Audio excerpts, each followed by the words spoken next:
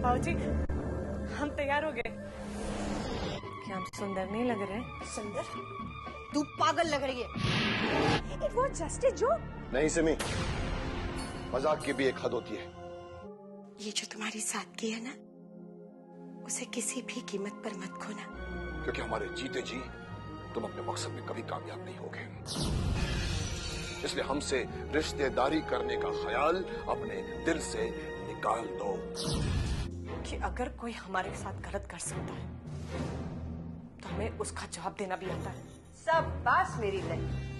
बात ये है मामा जी कि हमारे पास मेहरा ग्रुप का ऑर्डर आया था।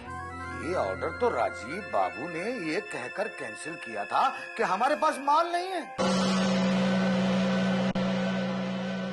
इस फाइल के मुताबिक उस दिन हमारे गोडाउन में काफी माल था और अब मेहरा ग्रुप का ऑर्डर बड़ी आसानी के साथ पूरा कर सकते थे। कर तो सकते थे भांजे, लेकिन शायद राजीव बाबू ऐसा नहीं चाहते थे। राजीव ऐसा क्यों करेगा? अब वो सब तो मैं नहीं जानता भांजे, लेकिन इतना जरूर जानता हूँ भांजे कि वो माल अगले दिन मल्होत्रा ग्रुप को भेजा गया। और एक बात कहूँ भांजे, शायद ये बात और कोई नहीं जानता तुम्हारे मामा के अलावा। जो माल मल्होत्रा ग्रुप को भेजा गया है वो मेहरा ग्रुप से कम दामों में भेजा गया है। आप कहना चाहते हैं कि रेट्स में डिफरेंस है? हाँ हाँ भांजे हाँ, और इस डील को हमारी भाषा में कहते हैं झोल, और इसका फायदा उसे ही होता है जो डीलिंग करता है। आपका इशारा राजीव की तरफ तो नहीं? अब भांजे मामला कुछ करीबी लोगों का है, इसलिए नाम तो ले नहीं सकता ना। अब तुम समझना चाहो तो इशारे में समझ लो चक्कर चला के।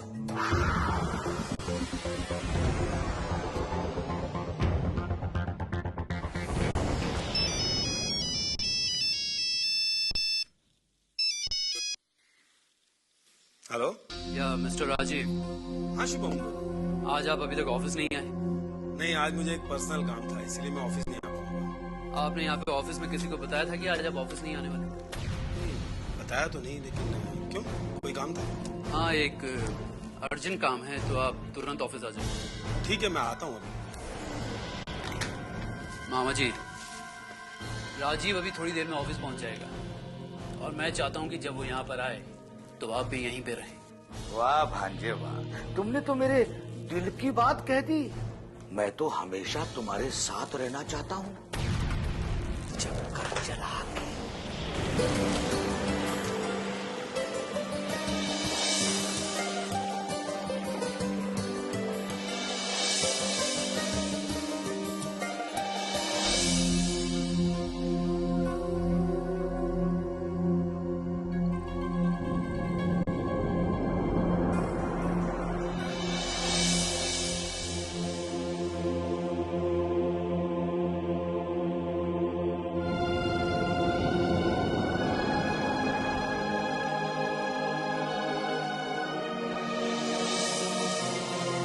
ड्राइवर, बच्चे को पैसा मत दो। साहब, हमने उनसे भीख नहीं मांगी है, आपकी गाड़ी साफ करिए। लेकिन तुम गाड़ी क्यों साफ कर रहे हो? अभी तो तुम्हारी उम्र पढ़ाई लिखाई करने की है ना। हाँ साहब, उम्र तो मेरी पढ़ने लिखने की है, मगर घर की हालत ऐसी नहीं है कि मैं पढ़ सकूं। क्यों, तुम्हारे माँ बाप क्या करते हैं? साहब, मेरी माँ तो बचपन में ही गुजर गई और मेरे पिताजी मजदूरी करते हैं, और ऐसे में मेरा पढ़ना लिखना संभव नहीं है। हाँ साहब, मैं पढ़ाई करना चाहता हूँ। पहले तो मैं स्कूल भी जाया करता था, मगर फीस समय पे न बढ़ने के कारण मुझे स्कूल से निकाल दिया गया और अब मैं गाड़ियाँ साफ करता हूँ। वैसे साहब, आज भी मैं जब अपने जैसे बच्चों को स्कूल जाता हुआ देखता हूँ तो मेरा ही मन करता है कि मैं स्कूल जाऊँ। सोचता हूँ पढ़ लिख कर बड़ा हो जाऊँ, एक अच्छा नागरिक बन जाऊँ। साहब, वो देखो, वो ही है मेरे पिताजी। जाओ अपने पिताजी को बुला के लाओ। बापू!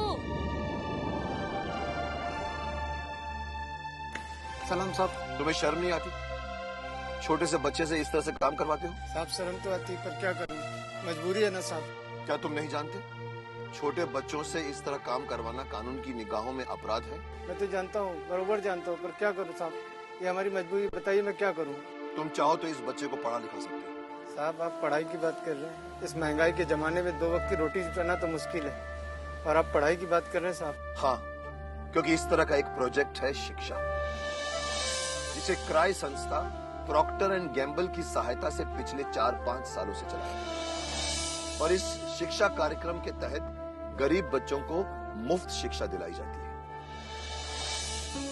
और इस कार्यक्रम को सहायता भी हम जैसे लोगों से ही मिलती है, क्योंकि जब कभी भी हम इस प्रॉक्टर एंड गैम्बल कंपनी के कोई बड़ा सा प्रोडक्ट खरीदते हैं ना, तो उसका एक हिस्सा इस कार्यक्रम के तहत कंपनी खर्च करती है, और इस तरह से गरीब बच्चों को मुफ्त शिक्षा मिल जाती है। साहब मैं अपने बच्चे को पढ़ाना चाहता हूँ, बताइए इसके लिए मुझे क्या करना होगा साहब।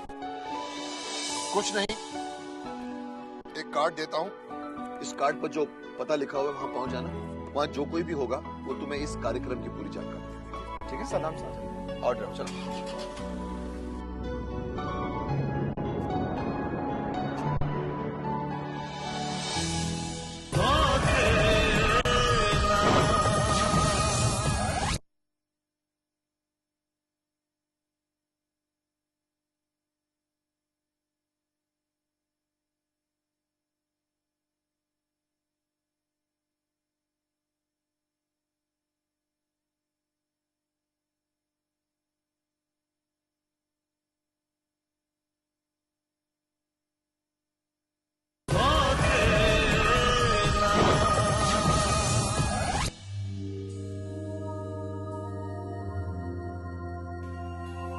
सुमन, मुझे ऑफिस जाना पड़ेगा। क्यों? आपने तो कहा था कि आज आप ऑफिस नहीं जाएंगे। कहा तो था, लेकिन अभी शुभम का फोन आया, उसे कोई जरूरी काम है, इसलिए मुझे जाना ही पड़ेगा। ठीक है।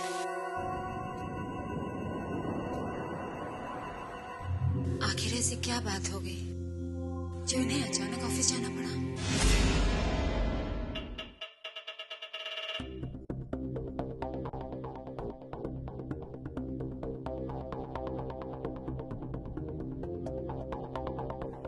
सिम, हम लोग काफी लेट हो चुके हैं। Yeah, I know. Wish, my darling, सिर्फ 5 मिनट, प्लीज। अच्छा ठीक है, मैं मॉम से कहता हूँ।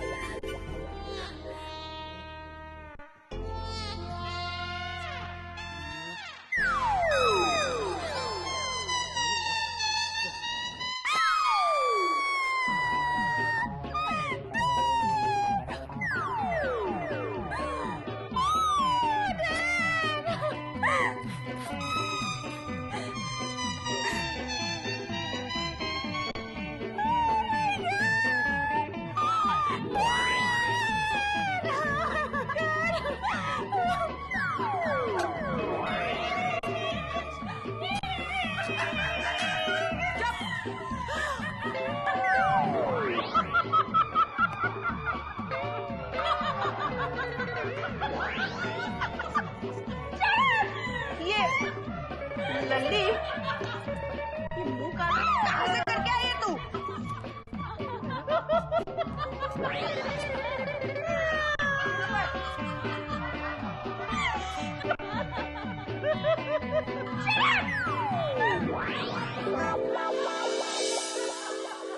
Yes, my darling. मामी आपको नहीं, आप प्लीज साइड हो जाइए।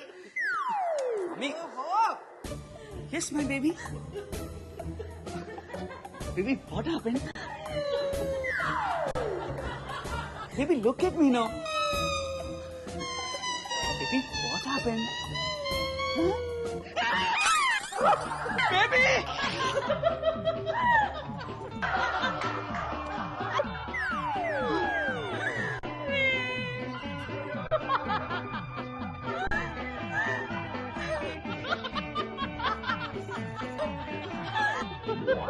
विश,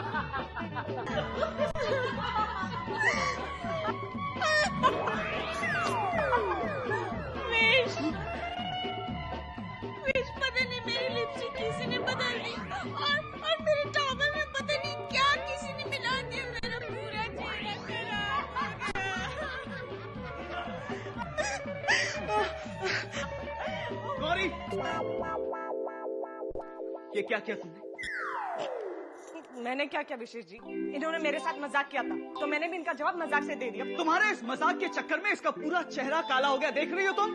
तो इन्होंने भी तो मेरा चेहरा खराब किया था ना। तो अब तुम सिम की बराबरी करोगी? मैं इनकी बराबरी कैसे कर सकती हूँ? Shut up Gauri! आप मुझ पर क्यों गुस्सा हो रहे हैं?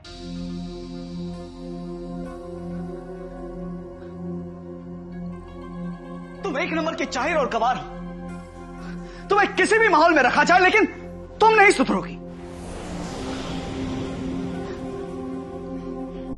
कम ऑन सिम, मैं तुम्हारा चेहरा साफ कर देता हूँ। नो विश, इट्स ओके, मैं घर जाकर मुंह धो लूंगी। बट तुम्हारे होते हुए मेरी इतनी insult, this is not fair.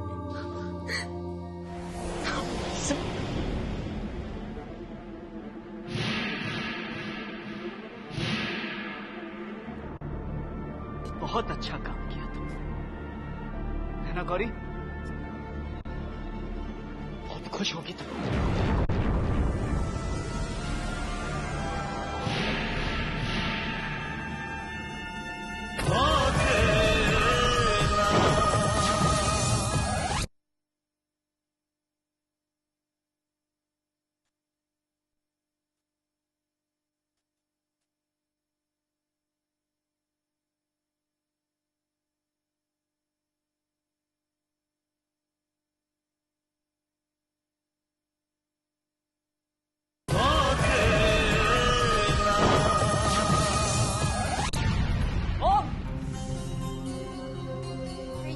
Wishes, mom, क्या बात है? चिल्ला क्यों रहे हो तुम?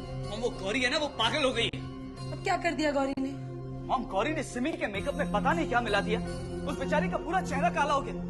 और जब मैंने उससे पूछा कि गौरी तुमने ऐसा क्यों किया, तो मुझसे कहने लगी कि मैंने मजाक का बदला ले लिया। अब समझी।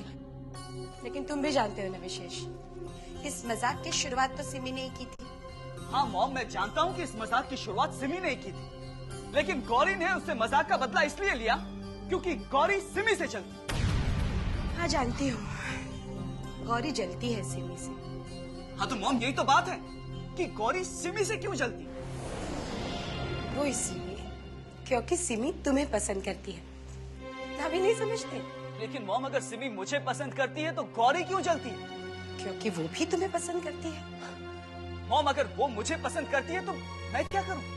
अगर वो तुम्हें पसंद करती है तो तुम उसका ख्याल तो रख सकते हो ना विशेष? मॉम, मैं उसका ख्याल रखता हूँ, लेकिन सिर्फ इसलिए क्योंकि डैड ने मुझसे कहा है कि वो हमारी मेहमान है और हमें उसकी भावनाओं का ख्याल रखना चाहिए। लेकिन इसका ये मतलब नहीं है कि मैं उसे सारी जिंदगी एंटरटेन करूं। तुम कितने मतलबी हो, खुदगर्ज हो तुम। तुम्हारे दिल में किसी के लिए कोई जगह नहीं है, किसी के जज्बातों की तुम्हें जरा भी कदर नहीं है। क्या कुछ नहीं करती वो लड़की तुम्हारे लिए, और बदले में वो क्या चाहती है? बस थोड़ी सी खुशी। क्या इतना भी नहीं दे सकते तुम उसे? नहीं दे सकता हूं, मैं उसे कोई खुशी नहीं दे सकता, क्योंकि उसे खुशी देने के चक्कर में मेरी सारी जिंदगी बर्बाद हो जाएगी। और रही बात जो वो मेरे लिए करती है, तो उसके बदले में उसे इस घर में रहने को ठिकाना मिलता है। मॉम घर का काम नौकरानी भी करती है, मगर वो मालकिन या बीवी नहीं होती।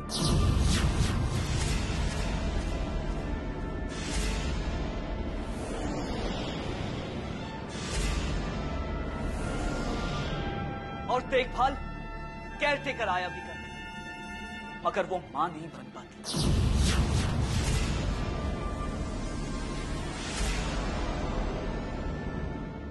मेरे दिल में उसकी जो हैसियत है वो बस इतनी है मॉम, कि वो एक गरीब बेसहारा लड़की है, मामा मामी की रिश्तेदार है और इससे ज्यादा मेरे दिल में उसके लिए कोई जगह नहीं, कोई नहीं।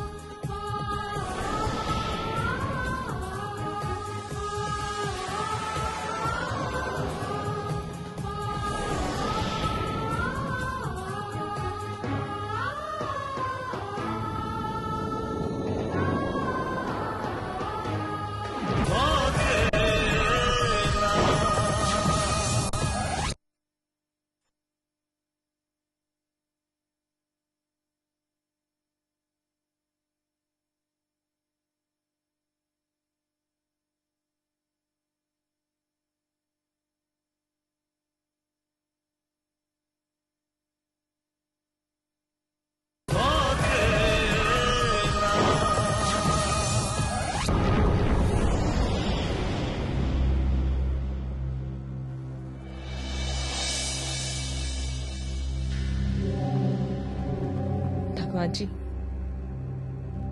आज हम आपसे कुछ मांगने नहीं आए हैं, बल्कि एक सवाल पूछने आए हैं कि आपने हमारा दिल क्यों बनाया? और अगर दिल बनाया था तो उसमें प्रेम क्यों पैदा किया? और अगर प्रेम पैदा किया तो उसे उसकी मंजिल तक क्यों नहीं पहुंचाया? भगवान जी, हमें विशेष जी की बातों पर दुख नहीं हुआ है, क्योंकि उन्होंने तो सच कहा है कि हम उनके लायक नहीं हैं। लेकिन हमें तो इस बात का दुख हो रहा है कि जब ने विशेष जी को इतना सुंदर बनाया तो फिर हमें उनके लायक क्यों नहीं बनाया? क्यों भगवान जी? आप हमेशा हमारे साथ ही क्यों अन्याय करते हैं? इसलिए कि हम सिर्फ आप पर भरोसा करते हैं, या फिर इसलिए कि आपको हम पर भरोसा नहीं है? हम जानते हैं भगवान जी कि आप आज भी हमारे आंसुओं को देखकर सिर्फ मुस्कुरा रहे होंगे, इसलिए हम आपसे एक बात कहते हैं, हम आप पर तो भरोसा करेंगे, लेकिन कभी अपने आप पर भरोसा नहीं करेंगे। हम ये बात कभी सोचेंगे ही नहीं कि हमारा कोई दिल है, या फिर उसमें कभी किसी के लिए प्यार था। भगवान जी, हम जीना तो नहीं छोड़ेंगे, लेकिन कभी जीवन में कोई उम्मीद भी नहीं रखेंगे। सोच लेंगे कि हम इस दुनिया में सिर्फ दुख और तकलीफ उठाने के लिए आए हैं, सिर्फ दुख और तकलीफ।